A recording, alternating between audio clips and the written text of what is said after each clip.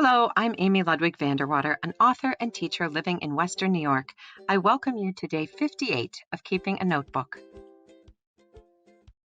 Betsy the Writing Camper welcomes you too. She is a beeline from the late 60s and she loves writers.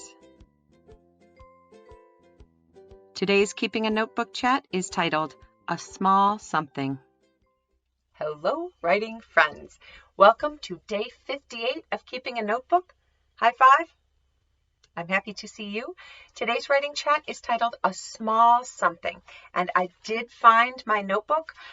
I'm happy about that, except it's almost full, so I'll have to see what I'll write in next week, but it is a small something. And so what I did for this chat, this exercise, is I just made a list of some small things I've liked to hold in my hand, small things I've seen in the world, small things I think are beautiful or fascinating or smooth and comforting.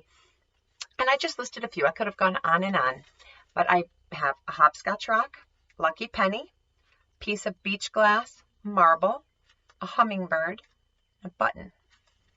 And I chose one of these to write long about. I did have an idea what I wanted to write long about, but I decided I still would add more things to my list because who knows? Now I have other ideas I could write about another time. Something happened yesterday that inspired this and really did inspire this whole chat topic.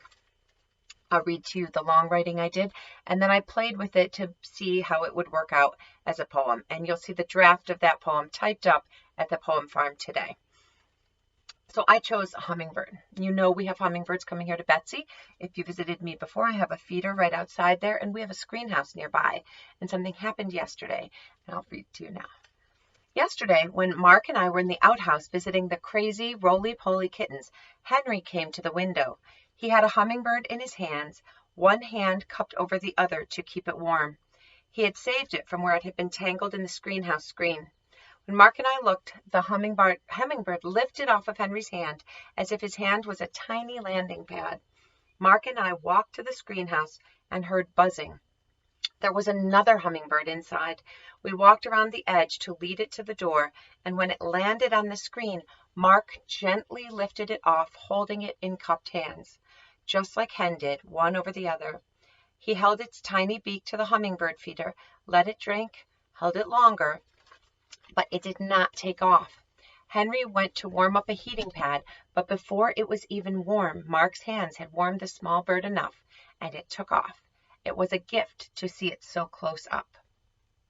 Hummingbirds are very fragile, very tiny, and we were worried about its survival, but they both took off. So then I said, I'm going to play with this idea, same idea, but this time with some line breaks and play with it as poetry because it's Poetry Friday. Even a hummingbird can get stuck in life, stuck in a screenhouse, stuck in a screen. But sometimes someone with big hands will untangle a small bird, will place one hand gently over the bird, will wait until it gathers strength and glimmer flies away. And then I started writing about something else because our son Henry graduates this week from high school and community college, really all at the same time. And I was thinking about how him holding and saving this hummingbird is better than any kind of big award or trophy or diploma. So I just started this and didn't finish yet. It's better than a trophy or a certificate or a fancy award. And then I just stopped there.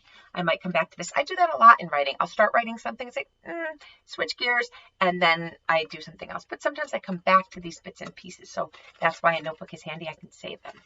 So then this is what I ended up with.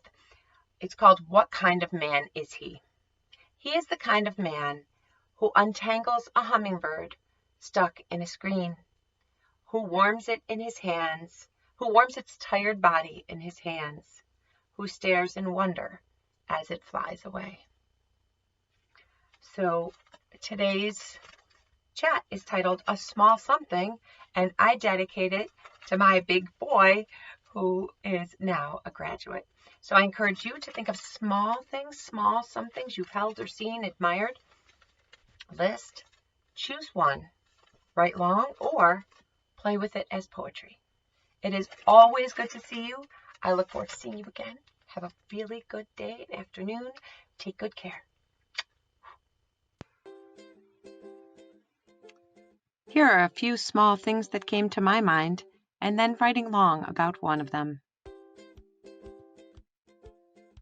And then on these 2 pages, I took my writing and reimagined it as poetry. Small things can bring us big joys. Keep your eyes open. Be well, my friends.